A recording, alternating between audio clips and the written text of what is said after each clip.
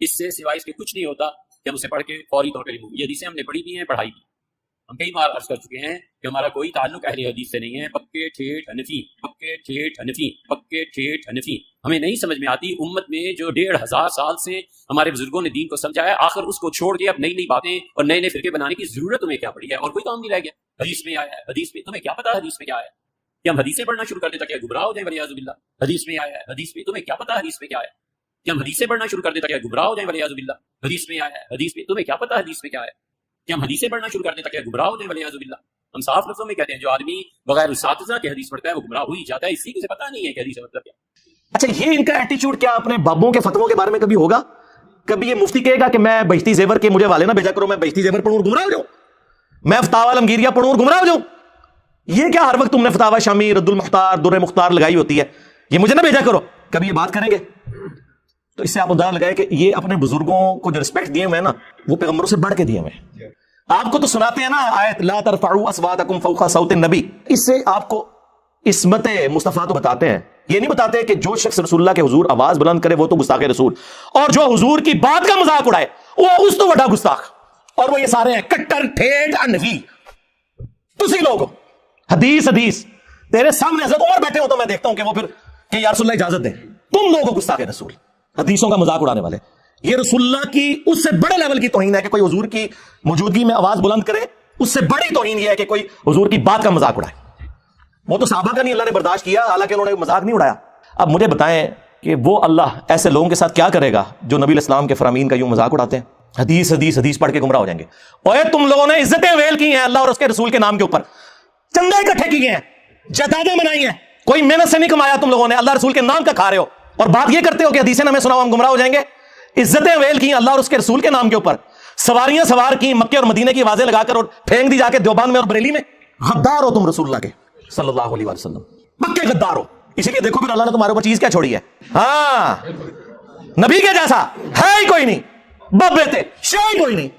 حدیثیں نہ سناؤ میں، تنو سی فتاوا شامی سنائیے در مختار کے حاشیہ رد المختار، جس میں لکھا ہے کہ اگر آپ کو یقین ہو کہ اپنے خون اور پیشاب سے سورہ فاتحہ ماتھے پر یا تعویذ لکھنے سے شفا ہو تو آپ کر سکتے ہیں. اے تیرے بابے نے کٹر ٹھیٹ انفی بول کہ تیرے بابے نے گستاخی کی ہے.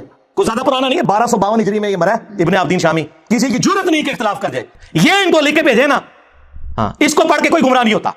حدیث کو پڑھ کے گمراہ ہوتے ہیں اس لیے کہ حدیث ان کے خلاف، قرآن کے خلاف، کیونکہ یہ تو ہوئے کٹر ٹھیٹ حنفی.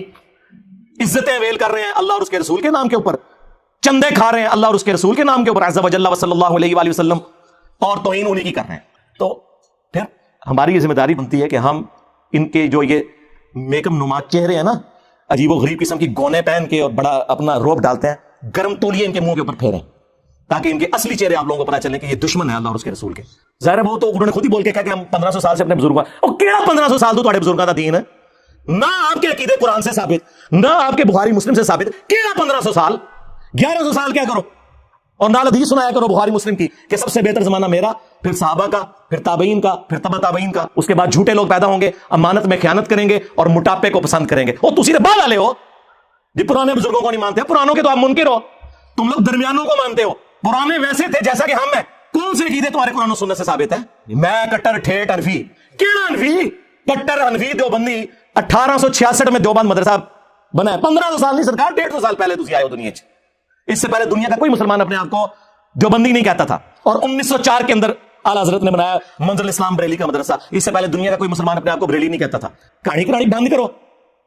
اور پھر آپ ہیں کٹر ٹھیٹ حنفی. کیڑے حنفی ہو؟ المحنت والے یا اسام الرحمن والے؟ آنا دار تھلے ہوں تو یہ دونوں حنفی ہیں جی. اے دسنا ہے کہ وچ الالی حنفی کیڑا ہے. الالی یعنی وہ میں روحانی طور پر ہی بات کر رہا ہوں، وہ دوسرا آؤٹ آف ویڈلاک کی طرف نہ چلے جائیے گا، ٹھیک ہے؟ اور کوئی فروئی اختلاف نہیں، سرکار زمین آسمان کا فرق ہے، ایک دوسرے کی تکفیر ہے. تو کون سا کٹر ٹھیٹ حنفی ہے کہ جو کروڑوں بریلویوں کو کافر اور مشرک سمجھتے ہیں، یا تو وہ کٹر ٹھیٹ حنفی ہے جو کروڑوں دیوبندیوں کو گستاخ رسول سمجھتے ہیں؟ یعنی کافر ہی ہو گئے نا. تو یہ جناب اپنے بزرگوں کے بارے میں کبھی یہ جملے نہیں بولیں گے کہ ہمیں حدیثیں نہ بتائیں. اللہ کے نبی الاسلام یار تمہارے بابے تو نہیں چھوڑ کے گئے. ہاں، بخاری مسلم دونوں میں نبی الاسلام ہر خطبے سے پہلے کہتے تھے اما بعد فان خیر الحدیث کتاب اللہ وخیر الهدی هدی محمد صلی اللہ علیہ وآلہ وسلم وشر الامور محدثاتها وكل محدثۃ بدعہ وكل بدعۃ ضلالہ وكل ضلالۃ فی النار. کچھ الفاظ ترمذی کے اور نسائی کے بھی ہیں. آگاہ ہو جاؤ، سب سے بہترین کلام اللہ کی کتاب ہے، اور سب سے ہدایت یافتہ راستہ محمد صلی اللہ علیہ وآلہ وسلم کا ہے۔ بدترین کام وہ ہے جو دین میں نئے جاری کیے جائے، اور وہ کام بدعتیں ہیں۔ تمام بدعتیں گمراہیاں ہیں، اور تمام گمراہیاں جہنم میں لے جانے والی ہیں، والعیاذ باللہ تعالی۔ اور یہ کہہ رہے کہ جی حدیثیں پڑھ کے گمراہ ہوں گے، نبی علیہ السلام تو یہی کہہ کے گئے۔ صحیح مسلم میں حجۃ الوداع کا خطبہ نکال کے دیکھیں، نبی علیہ السلام نے فرمایا میں اپنے باتوں میں وہ چیز چھوڑ کر جا رہا ہوں جسے مضبوطی سے پکڑ لو گے کبھی گمراہ نہیں ہوگے، وہ اللہ کی کتاب ہے۔ مسلم شریف میں صرف کتاب اللہ کا ذکر ہے۔ سنت کو ماننا کتاب اللہ ہی کو ماننا ہے۔ من یطیع الرسول فقد اطاع اللہ۔ البتہ ایک حسن درجے کی روایت المستدرک للحاکم میں ہے، وہاں پہ کتاب اور سنت دونوں کا ذکر ہے کہ ان دونوں کو مضبوطی سے پکڑ لینا۔ کوئی بابا پکڑنے کے لیے نبی علیہ السلام نے نہیں فرمایا، حالانکہ نبی علیہ السلام کے پاس تو وہ بابے تھے جو چھوڑے بھی جا سکتے تھے۔ کون؟ صحابہ کرام، اہل بیت، خلفاء راشدین۔ لیکن نبی السلام کو پتا تھا کہ کچھ عرصے بعد انہوں نے بھی تو فوت ہو جانا ہے۔ آج کی ڈیٹ میں جو رسول اللہ کا سٹیٹس ہے وہی اہل بیت کا اور صحابہ کرام کا سٹیٹس ہے، سب دنیا سے چلے گئے۔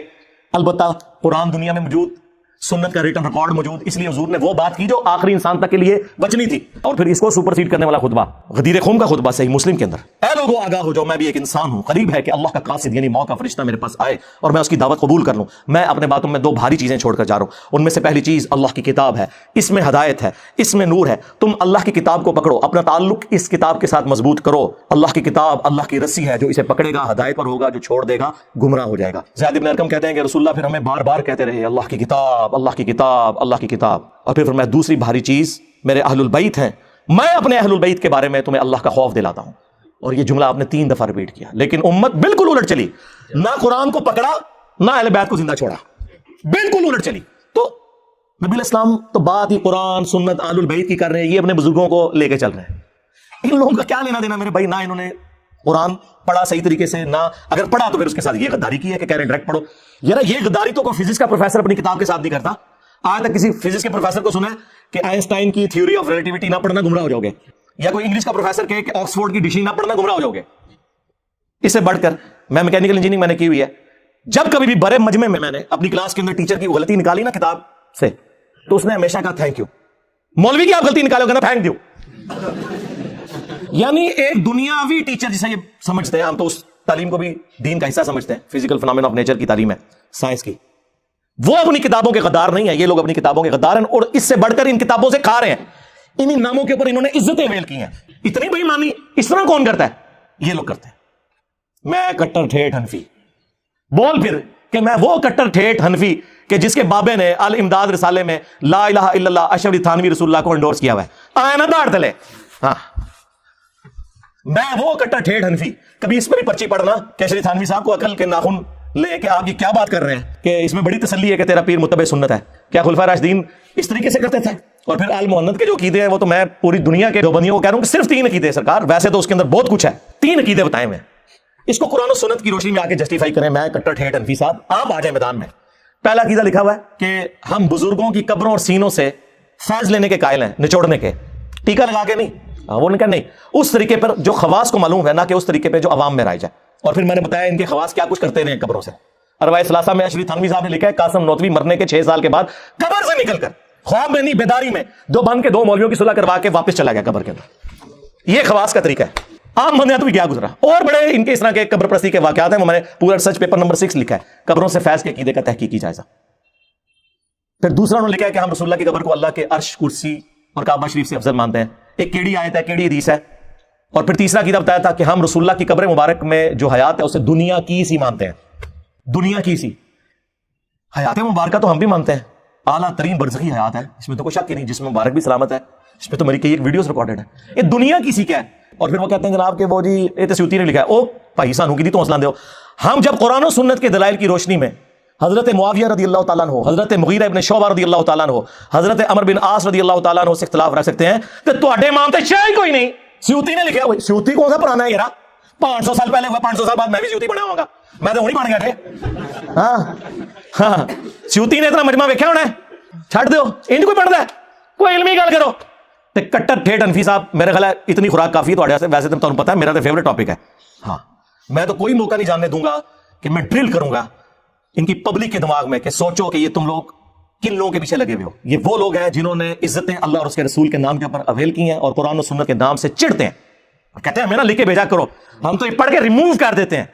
ہم 1500 سال بعد اب تم لوگ بتاؤ گے ہمیں، ہم اپنے بزرگوں کا دین چھوڑ دیں۔ اچھا انہوں نے پتا ہے کہ قرآن دی جڑے پڑھدا ہے نا انہاں دے بابے دوبارہ ہو جاندا کیوں؟ ہاں انہوں نے پتا ہے، جی دی سب تو بڑی مثال میں ہاں، 2002 میں عمرے پہ گیا, غلاف کعبہ پکڑ کے دعا مانگی تھی, اللہ مجھے بریلوی مارنا, شکر ہے قبول نہیں ہوئی. منو کہنا جی سے اللہ منو مسلمان ماری. اور یہ میں آپ کو وثوق سے کہتا ہوں, اگر آپ مخلص ہیں نا سرکار, آپ ہدایت کے مخالف راستے پہ بھی چل پڑے نا اخلاص کے ساتھ, اللہ تعالیٰ کان سے پکڑ کے آپ کو سیدھے راستے پہ چلا دے گا.